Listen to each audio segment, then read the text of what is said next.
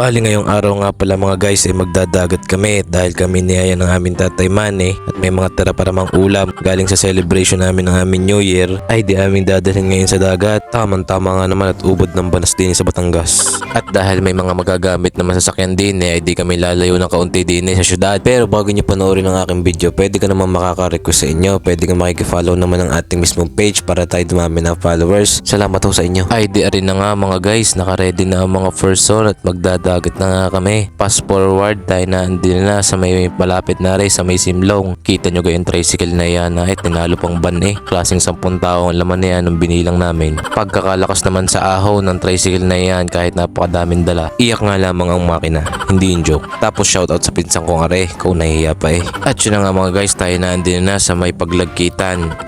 Pagkulitan. Ay pagkilatan pala. Pasensya na mga guys. Pangalan lang kasi ni Crush ang nabibigkas ko ng maayos. Joke lang. At yun na nga mga guys, kami na andin na sa may Isola Vista Beach Resort. Iyon. Kaso nga lang, pagdating namin din ay bawal pala ang pets. Pets are not allowing. Ay di kakaawa naman ang aming baby dog na si Kawi.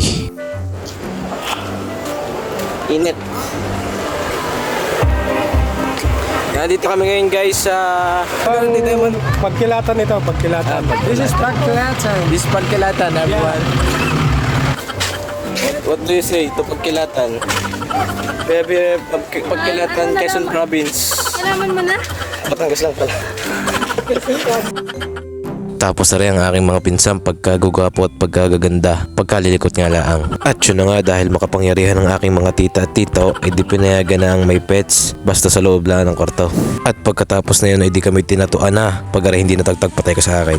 Joke lang. Ay kita nyo kayong dinadaanan namin ngayon, talo pa nag-hiking We are under the ground in the universe in the earth. Joke lang. Sorry na Ay di rin na nga, ang tanawin din sa Isola Beach Resort. Ko talagang mapapadive kayo mula sa 3rd floor. Joke lang. Tapos na rin ang aming kwarto. Kaliit para kami sardinas din Joke lang. Bago ako maligo ay sinisigurado kong may laman ng aking tiyan at baka pag ako'y naligo ng gutom at kinisig ang aking sikmura ay baka makain ko yung pating na nakabitin doon. Joke lang. Sa tunay lang ay hindi ko na naibidyo ang aking panliligo at kahirap ka naman ang naliligo kayo nagbibidyo ka ay wala naman akong videographer kaya ang ginawa ko itutur ko na lang kayo kung saan ako naligo. At kung gusto niyo magpamasahe din yan, pumunta kayo din sa may waterfalls at para kayong binabatukan sa likod sa sobrang lakas ng patak ng tubig. Joke lang. Tapos sa lahat ng are, ang pinaka na-enjoy ko talaga ay aring floating cottage na are. At pag nag-dive kanina para ka nag-dive sa kawalan sa sobrang lalim. Tapos are mga rules na halos lahat ay hindi ko nasunod. Nakakaawa naman ang aso naming are, hindi makalabas. Buti pa rin asong are.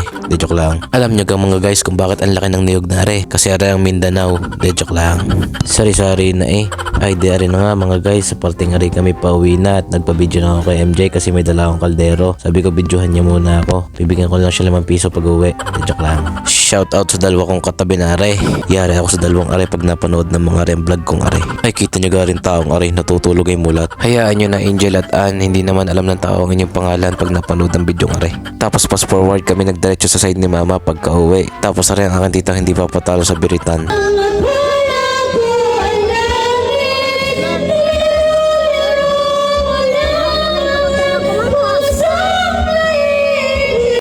Shoutout Tita Gemma, kalmahan nyo lang po. Joke lang. Hindi ko na naibidyo ang aking pag-uwi sa Lipa. Ay dere, shoutout ko na lang ang aking mga pinsan din Saksakan ng pagkamahiyain ng mga pinsan ko kakaway din naman. Joke lang. Tapos na rin, pinakamatapang sa lahat. Joke lang. Ay siya, hanggang din na muna ang ating vlog. May part 3 pare, promise. Bye bye.